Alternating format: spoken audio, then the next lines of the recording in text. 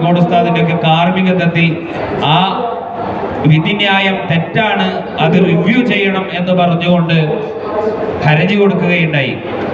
ആ ഹർജി വാദിക്കാൻ വേണ്ടി നമ്മളുടെ ചുള്ളിക്കോട് ഉസ്താദ് അടക്കമുള്ള നമ്മളുടെ അഭിഭാഷകർ ഹൈക്കോടതിയിൽ വരികയും ദീർഘമായ വാദങ്ങൾ, ഇസ്ലാമിക നിയമങ്ങൾ കൃത്യമായി പ്രസ്താവിച്ചുകൊണ്ട് കോടതിയിൽ ബോധ്യപ്പെടുത്തുകയും ചെയ്ത സാഹചര്യമുണ്ടായി.